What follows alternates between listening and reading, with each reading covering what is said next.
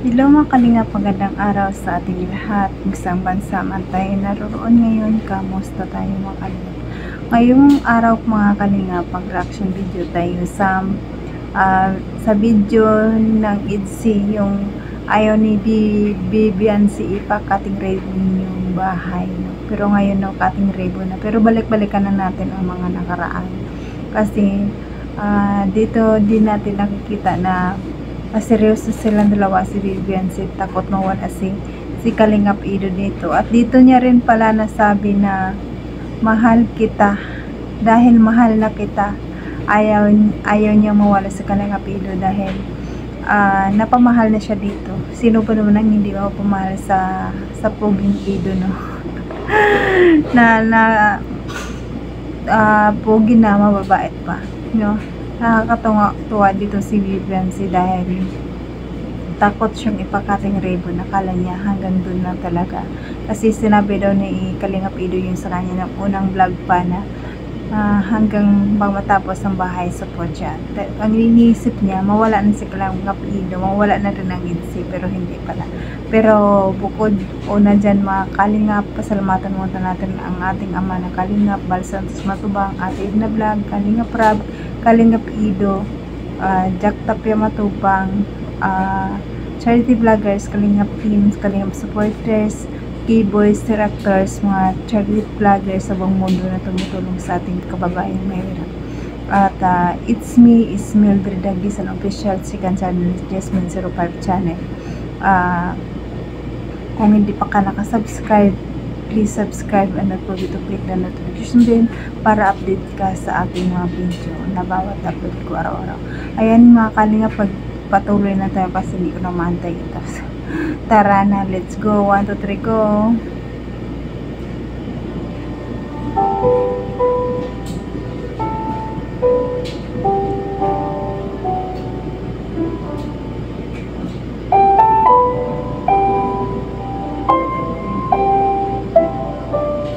Ang ganda ni Beyonce habang tumatagal. Ano, kanina ka kanina? Sabi na naman talaga. Galing ka mo sa ano? O JP mo? Oo. Ano? Hindi naman kasi na. Kumusta ka? Kailan? Kumusta ka dito? Sa ano? Sa pinag-OJP ako, wala namang problema doon. Hindi ka naman napagod. Hindi mo na naayos yung buhok mo. Kaya naayos ang ganda pa rin. Gusto mo, samahan na lang kita dyan para may additional na tutulong sa'yo.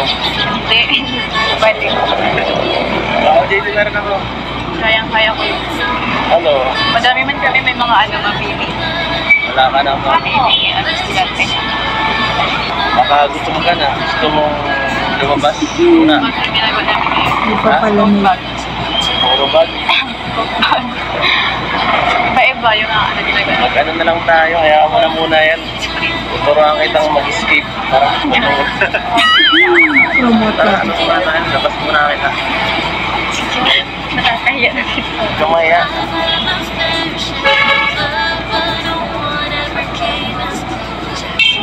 Bagay na bagay silang dalawa. Sige, nagdalawang tayo. Payong. Hindi na payong ang lalaki. Sanay na ako Pilit ka. Ikaw nga dapat. Payong mo naman ito. Wow. Bakit ka muna dito? Namagulo ko kasi. Mga duming kutsi. Let's just try minds to keep the world inside.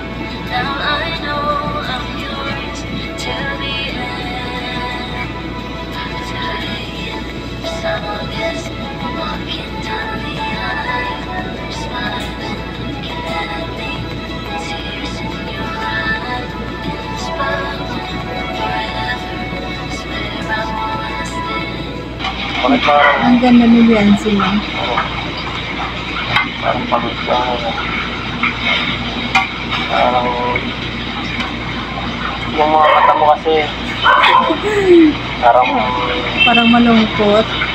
papikit na. Kaya Hindi, anong pagbibilang? nakapuya. Hindi, Kaya natutulog no. Hindi ako nakakatulog din ng ano maaga. Yung kaisip Bakit sa'yo. naman? Ngayon tayo mga kalingap. Nagpuputol-putol kasi yung video. Hindi na ang sigurado. Bakit?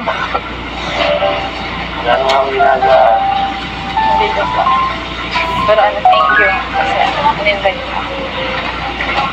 Oo, kasi Nakakapag-relax. pag nato ka, di naman natin magawa ito eh. Hindi tayo makalabas ng maayos. Sa mga ganitong bagay, ano, lugar, nakapagpahinga ka. Ito eh, ano, yung na-miss ko yung sawang natin. Doon, parang sobrang Sayang na tela. eh. Memory song ko, hindi mo kakalimutan eh. Tayo lang. Miss ko. Nakamiss na. Sana, may ganun pa ulit sana. Sana, susunod. Sana, Sana pasamahin pa. may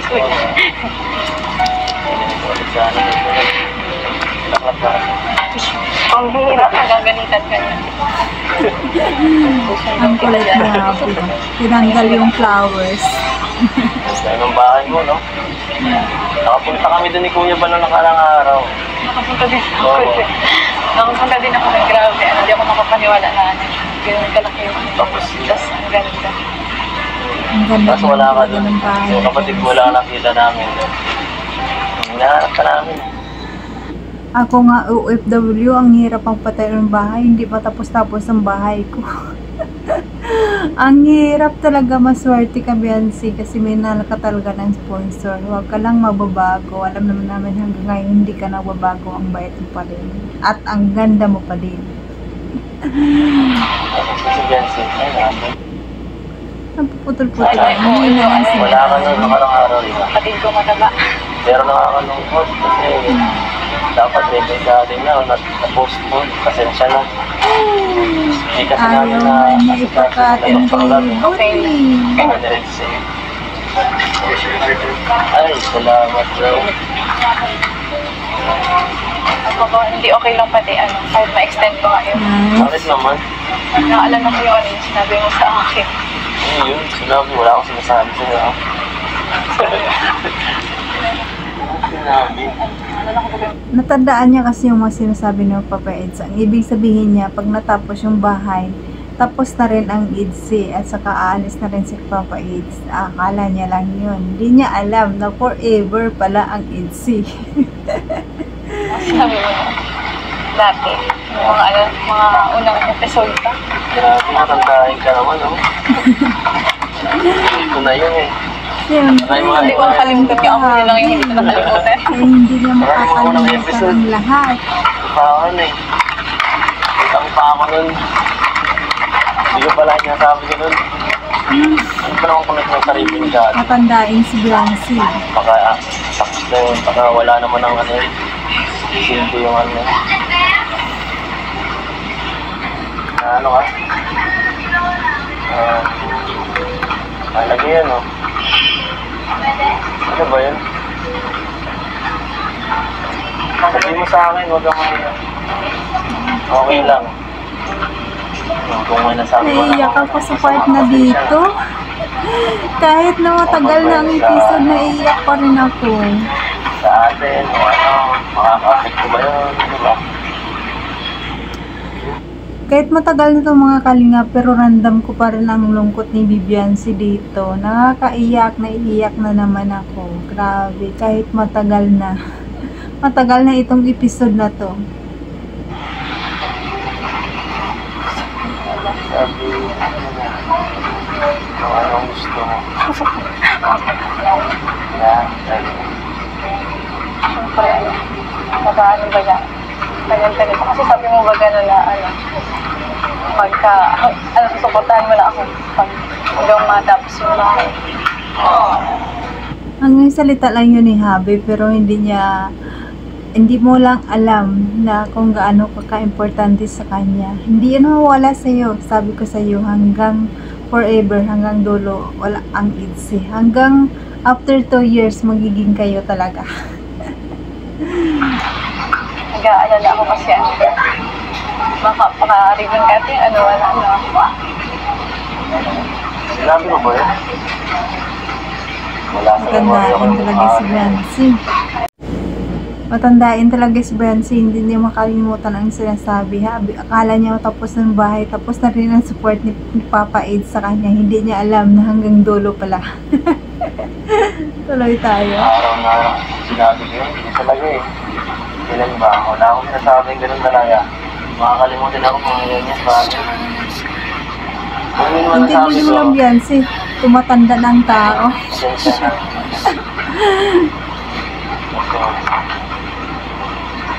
Ito na sa tingin ko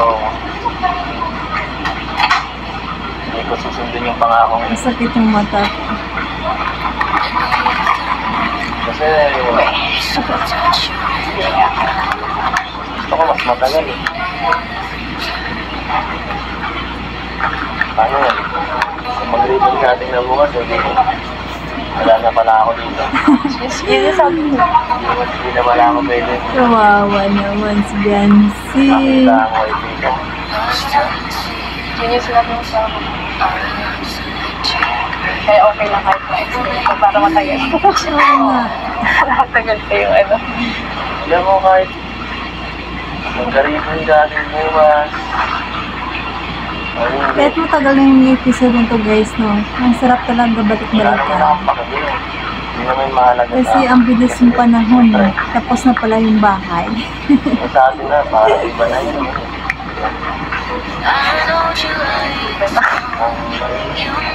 Bakit ba? Nag-alala siya. Kala niya mawala ka na. Kung nga dito, ano yung klaseng tanong mo na yun? Bakit? Gusto mo na ba akong mawala?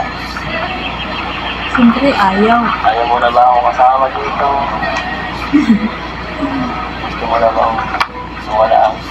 Kasi... O gusto mo na Siyempre ayaw niya. Ano ba na? Ano ba? Nakakaiyak pa rin. No? Mawala yung ano. Ayaw mo mawala kasi. Kailangan forever ang needs eh.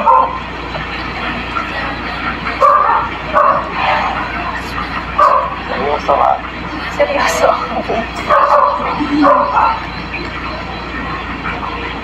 Magkatak na sabi ng gano'n. Alam mo naman pag ikaw yung nagsasabi, hindi ko nakakalimutan. Kaya tandaan mo pala. Manguna, kala ko hanggang doon lang yun. Sama natin. Kala ko lang friends lang tayo. Hindi niyo pala alam forever na. Pero, ewan ko ba? Kapag tumatagal, Tumatagal. Lumalalim. hindi ka na mawala sa akin. Yeah. Hindi ka na wala. Yeah. Mawala sa isip ko. Hanggang ngayon. Habang mas tumatagal, Minamahal.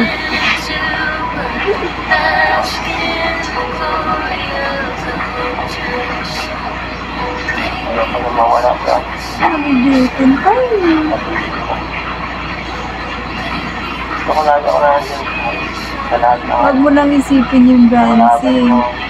Hanggang mangyayari sa buhay mo. after 2 years pa, mayroon pang IDSI. Hanggang magkano kayo may IDSI pa rin. Nagpapawisa na nga ako. Totoo nga. Totoo naman. Nakakaiyak talaga. Kaya naging magparaisip na kung ano-ano. Para makatulog ka. Huwag mo naman akong isipin ng sobrang ng kung ano-ano. Siyempre. Ayaw mo na. Lagi naman ako sa'yo eh. Ikaw ba hindi ka natatakot? Alam mo, siyempre, ito nakaraan, siyempre, akala ko ako yung vlog niya yun. Nilagay sa vlog. Akala ko, tapos na rin. Siyempre, natakot ako na Yung magtapos. songkong. Hindi mo talaga makalimutan. Magkahanap ka niyan. naghanap na ano. Oo. Buang ka.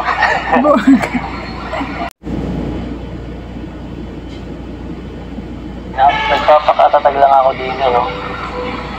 Nagpapakakin lang ako dito. Pero, sa loob ko, Ano? tataranta na ako talaga. Pareha silang nararamdaman. Alam mo naman na ano, focus na ang kila mama sa pamilya ko. Tapos sa pag-aaral. Hindi ko wala na akong time para maghanap ka ng iba. Oo, diba? Yung sinasabi ko, pambihira ako. Swerte ka ng Papa Eds. So, ano? Yung pag-OJT lang yung ano ko dyan. Well, swerte ka na. Nalibigyan sila ng mahal sa'yo. At saka matter Ikaw, visit. baka naman. Baka nga ikaw maghanap dyan ng event ko yung laging Balik tuloy sa'yo. Ako pa talaga, ha? Basta sabihan mo lang ako pag ayaw mo na. Nakalungkot naman yun. Sabihan mo lang ako pag ayaw mo na. Yan ang hindi mangyari sa EDSI. Ayun, saan? Napakasakit yun. Ayaw. Walang ayaw, kan? Kala ko ba, yung dulo rin. Ang dulo talaga ang EDSI, no? Walang bawian yan. Dami mo iniisip mo, nakakapanibago ka. Ano, huwag ka magparang iisip mo ng mga negatibo, no? Siyempre, Papa Eds, ano lang siya sa'yo? Natakot nga siya mawala ka. Nangyari sa'yo. Hindi ko mapigilan. Mapigilan mag-isip. Bakit naman? Parang dapat ipag-isip. Siguro Siguro, ay mahal na kita.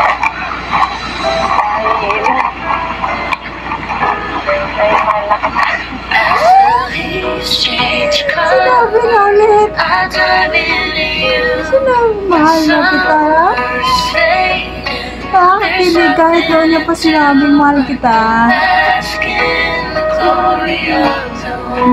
Grabe naman. Yan. Diba ka panoorin si Papa Eds?